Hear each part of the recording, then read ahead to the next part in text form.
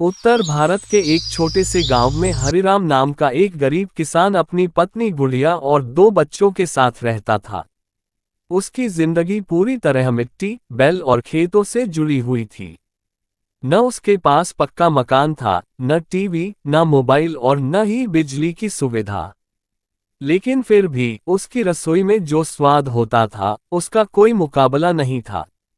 हर सुबह जब सूरज की पहली किरण खेतों में फैलती, हरिराम उठता और हाथ मुंह धोकर अपनी छोटी सी रसोई की ओर बढ़ता, जहां उसकी पत्नी गुड़िया लकड़ी के चूल्हे पर खाना बना रही होती।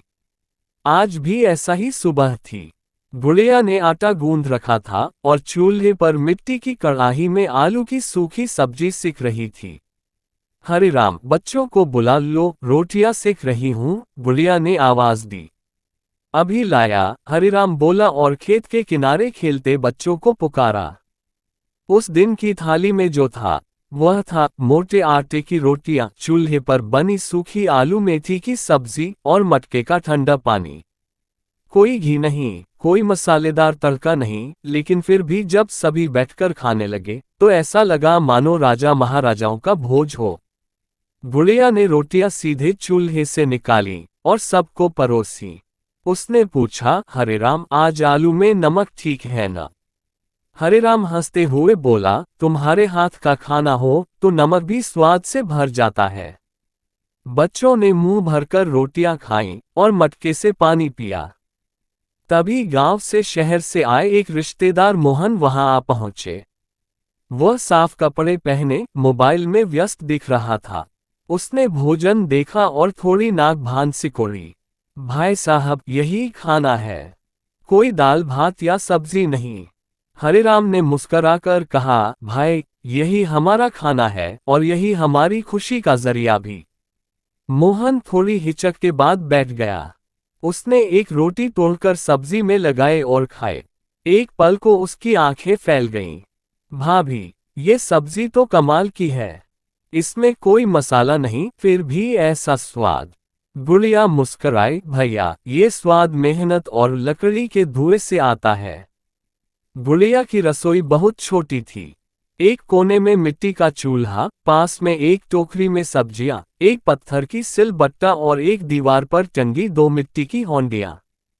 गैस चूल्हा तो सपना था, लेकिन वही छोटी रसोई उनके जीवन की सबसे महत्वपूर्ण जगह थी। हर त्योहार पर कुछ नया नहीं, पर एक अलग सा अपनापन होता था। दिवाली पर गुड़िया गेहूं और गुड़ से चिवड़ा बनाती थी, होली पर चने की दाल से पुए बनते थे और जन्माष्टमी पर घर की गाय के दूध से खीर। एक दिन गांव में एक टीवी चैनल की टीम आई, ग्रामीण भारत की रसोई विषय पर कार्यक्रम बनाने के लिए। जब उन्होंने हरिराम के घर की रसोई देखी तो चौंक गए। एक महिला पत्रकार ने गुड़िया से पूछा, आपके पास न मिक्सर है, न गैस, फिर भी इतना स्वादिष्ट खाना कैसे बनाते हैं? गुड़िया ने बड़े गर्व से जवाब दिया, बीबी जी, हम स्वाद चीजों से नहीं, भाव से बनाते हैं। ये खाना हमारी मिट्टी की खुशबू से बना है, मेहनत की आंच से पका है और परिवार के प्यार से परोसा जाता है। टीवी चैनल ने उस रसोई को अपने कार्यक्रम में दिखाया और नाम दिया, सच्चे स्वाद की रसोई। हरिराम की रसोई अमीरों की तरह नहीं थी, लेकिन वहां हर दिन परिवार एक साथ बैठता, बात करता, हंसता और साथ में खाना खाता। आज के जमाने में जब लोग मोबाइल में उलझे रहते हैं, वहां हरिराम के घर में भोजन एक उत्सव की तरह होता था। एक शाम हरिराम ने अपने बेटे रवि से पूछा, बेटा, जब बड़ा हो जाएगा तो क्या करेगा? रवि बोला, मैं बड़ा होकर शहर नहीं जाऊंगा, यहीं रहूंगा। लेकिन माँ के लिए गैस चूल्हा जरूर लाऊंगा, ताकि माँ को धुएं में न बनाना पड़े। गुड़िया की आंखों में आंसू आ गए, लेकिन वह मुस्कराए और बोली, धुआं मुझे नहीं जलाता, बेटा। जो माँ को समझता है, वो मेरी सबसे बड़ी कमाई है। हरिराम की रसोई हमें सिखाती है कि जीवन में बड़ी चीजों की जरूरत नहीं होती, सच्चा स्वाद मेहनत, सादगी और साथ होने में होता है। वह रसोई कोई आलीशान जगह नहीं थी, लेकिन वहां की रोटियों में प्यार, सब्जी में संतोष और पानी में मिठास थी। जिंदगी में स्वाद चीजों से नहीं, भावनाओं से आता है।